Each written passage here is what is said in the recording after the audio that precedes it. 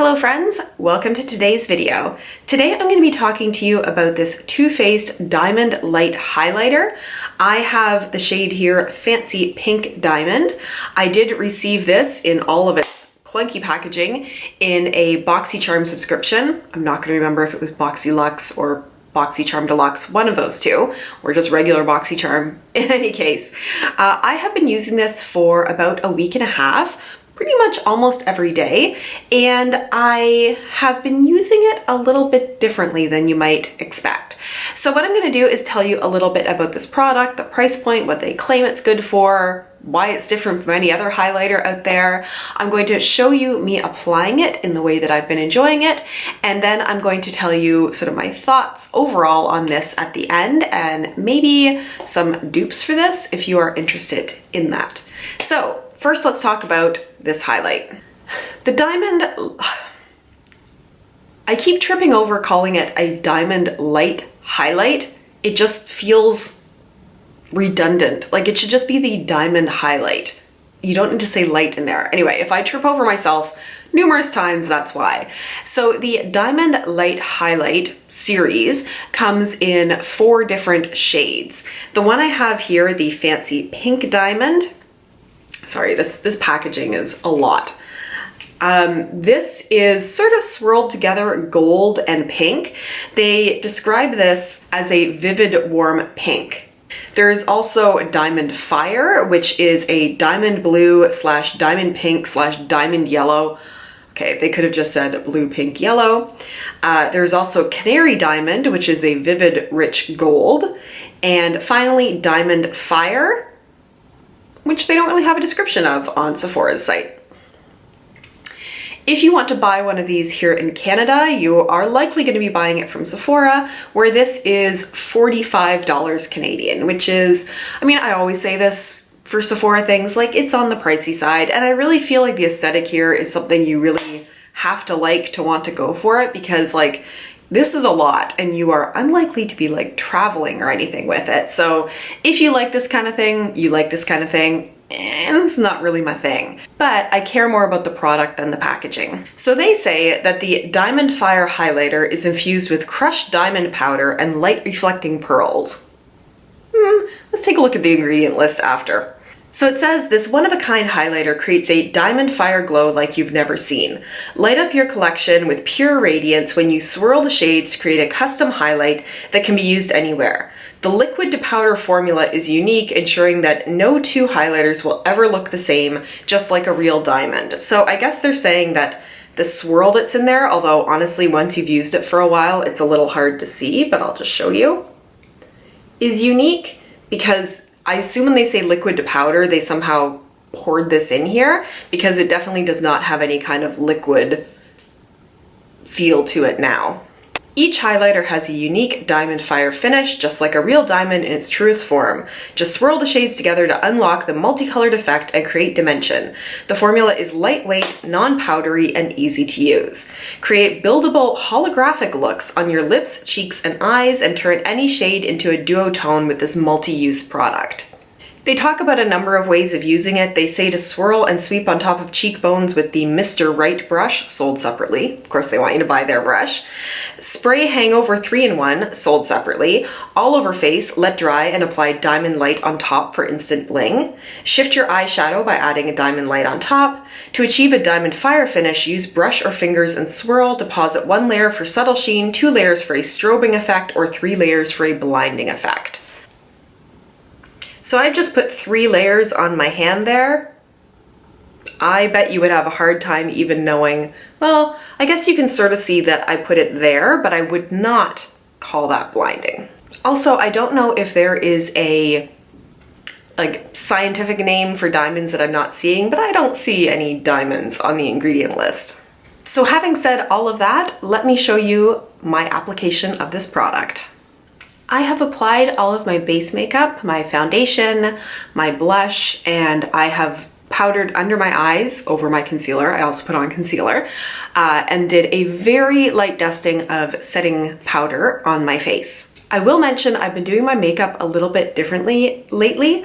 So I know that, you know, so much of beauty YouTube is like contour and bronze and all of that to sort of shape the face, but I've always been somebody where, I don't know, I have a face that doesn't really lend itself super great to contour. I mean, I do like sometimes doing some contouring around my forehead and very lightly for like my cheekbones, but I'm not into like super heavy contour.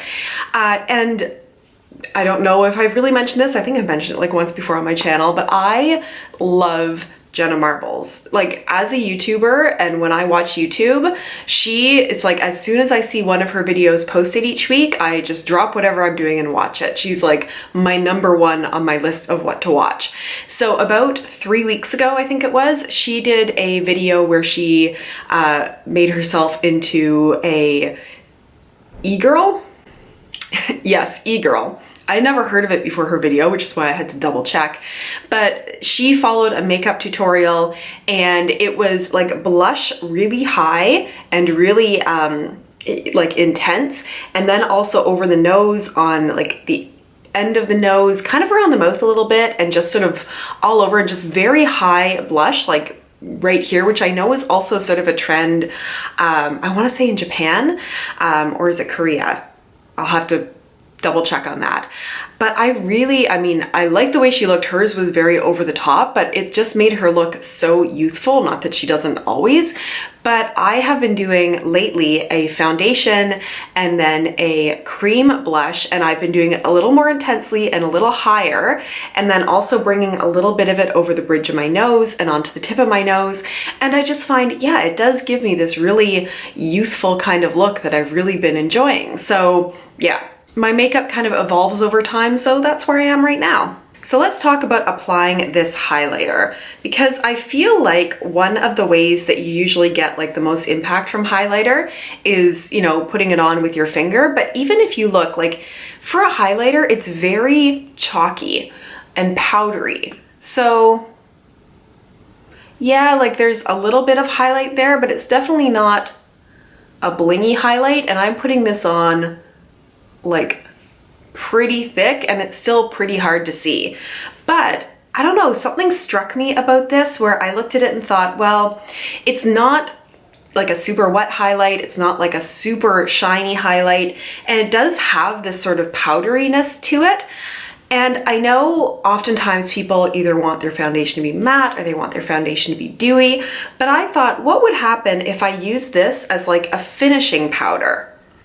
So I just take a big fluffy brush, swirl it around in there. I hope you're gonna be able to see this on camera, and then add a layer so I get, it doesn't look like highlight, it just looks like I've got a glow to me. And I've been just swirling it in and tapping it all over, and I get this like extra glowy kind of look, which also goes really well with the new makeup that I'm doing lately. And you know, it's not like I'm going to work and I have like a strip of blinding highlight. It's like I've got a little bit of extra glow, which I quite enjoy. So that is how I have been using this product.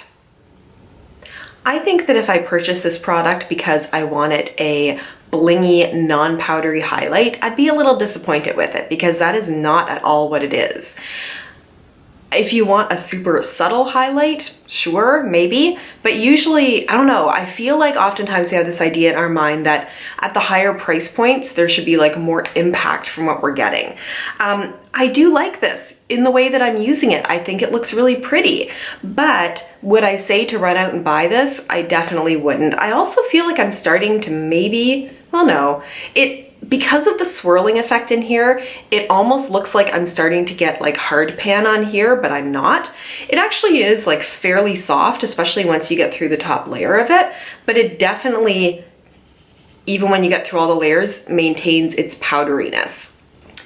So it does feel lightweight, like I don't feel like this causes my makeup when I put it all over to get cakey or feel any thicker. It does feel quite lightweight in that way. What I would say is if you like the idea of having a finishing powder that's a highlight that can go all over, because I know there are some expensive ones as well. I feel like, oh, which are the ones that everybody talks about? The Hourglass ones. I feel like everybody talks about the Hourglass powders, but those ones, the ambient lighting powder, but those are like also very expensive.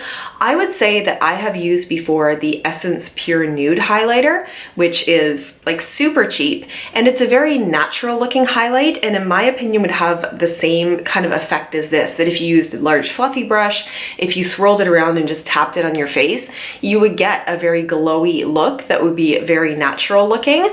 I think with the Pure Essence you can build it up more than you can with this one, but that would be a good dupe if you kind of like what I've been doing here, if you like the look of it, but you want something that is not a $45 product. So I hope this review was helpful. I hope it helped you if maybe you also received this in a BoxyCharm, or maybe you bought this based on the claims of it and it's not quite doing what you want it to do.